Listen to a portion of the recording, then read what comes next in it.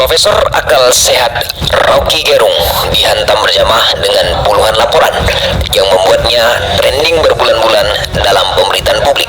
Serangan terbuka terhadap kebijakan yang dialamatkan pada Presiden Jokowi telah menyebabkan kalangan pendukung buta makna mengamuk dengan membuat laporan kepada kepolisian. Awal mula berawal dari kritik Rocky Gerung soal pembangunan ibu kota negara alias IKN yang dianggap memiliki masalah besar serta dampak negatif yang akan ditimbulkan. Salah satunya adalah ketidakmandirian Indonesia dalam pembiayaan proyek IKN karena persoalan anggaran yang semakin sulit dengan utang negara yang semakin menggunung. Justru Jokowi mengundang hadir komunis Cina yang ikut ambil bagian dalam pembangunan ibu kota tersebut dengan dalih-dalih investasi. Sontak Rocky menyebut bajingan tolol terhadap kebijakan tersebut yang dianggap oleh sebagian kalangan telah merendahkan harkat martabat seorang pribadi Jokowi.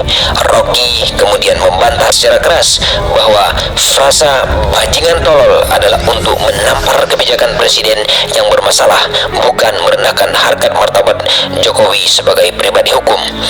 Buntut dari semua itu, kalangan yang memahami maksud mulia sang filsuf Rocky Gerung telah membuat demo-demo kecil di beberapa daerah dan gerakan menghalangi Rocky untuk menjadi pembicara diskusi akal sehat di banyak tempat. Terlepas dari itu semua, Rocky telah meminta maaf pada rakyat atas akibat yang ditimbulkan, tetapi Rocky menolak keras meminta maaf pada pribadi Jokowi. Argumentasi Rocky, ia tidak menghina Jokowi sebagai person, justru usaha menjelaskan kepada publik bahwa presiden adalah jabatan publik yang tidak memiliki perasaan sebagai seorang manusia sehingga tidak akan terhina oleh kritik. Fakta-fakta yang diuraikan oleh Rocky justru membuat pendukung Jokowi kehilangan akal sehat dan mengamuk tanpa jernih berpikir dan bertindak sebagai anak bangsa yang ramah dengan adab sopan santun yang tinggi. Padahal Jokowi telah menjawab hangat dan dengan sangat bijaksana bahwa persoalan polemik bajingan tolol adalah hal kecil sehingga Jokowi lebih suka melanjutkan kerja. Rocky justru tak gentar menghadapi persekusi berjilid-jilid yang telah dialaminya. Tujuannya satu, kembali membawa bangsa untuk berpikir kritis dan meletupkan sinar-sinar akal sehat ke seluruh penjuru Nusantara.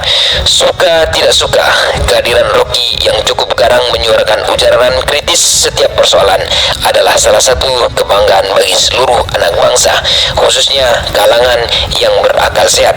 Rocky adalah corong dengan suara keras dalam melawan setiap kebijakan penguasa yang tak memihak rakyat.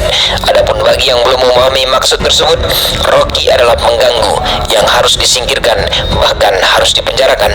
Jika itu terjadi, maka reformasi yang telah diperjuangkan oleh Amin Rais dan seluruh aktivis terdahulu akan menjadi ancaman terhadap kebebasan berpendapat di hadapan publik. Rocky benar-benar sosok kritis yang cerdas.